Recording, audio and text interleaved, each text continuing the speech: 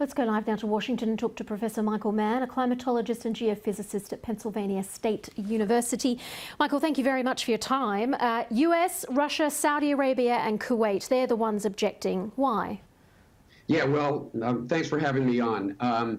We've seen this story before. A small number of bad actors who, in essence, are conspiring to prevent the implementation of an agreement where there's otherwise support among the rest of the world's nations.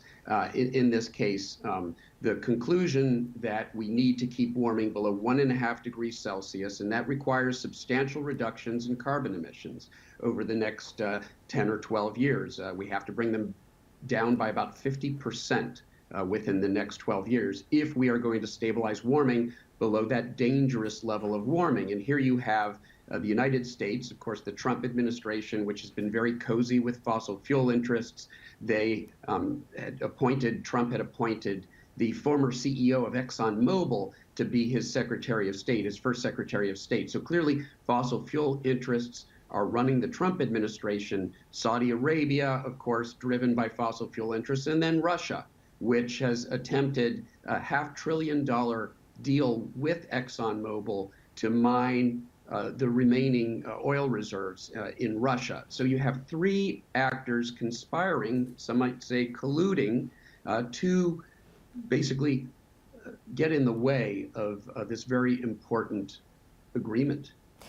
The IPCC report recommended some far-reaching changes, especially in the way that we use our energy.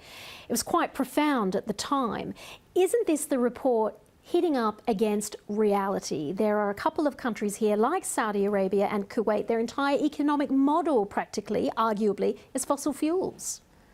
Yeah, but there are countries that have historically been fueled by the fossil fuel industry that recognize that there is a transition underway.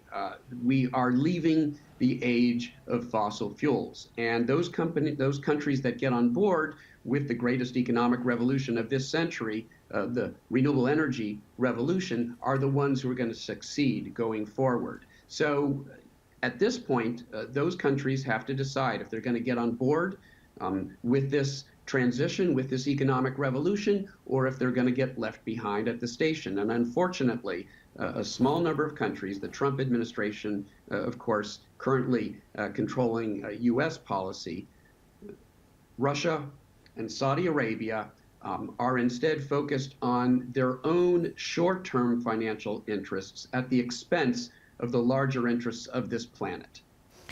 Some might observe from this that making a difference is going to require unprecedented cooperation, global cooperation.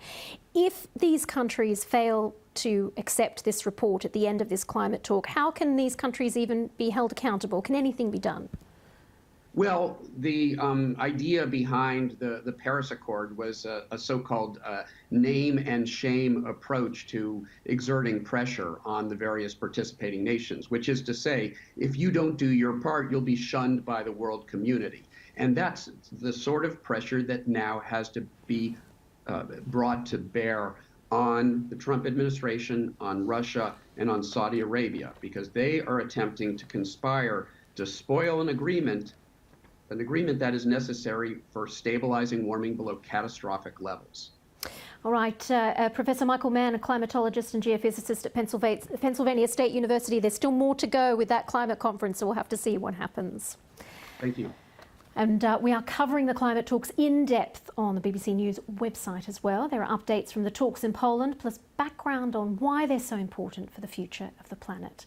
That and more on bbcnews.com or download the BBC News app.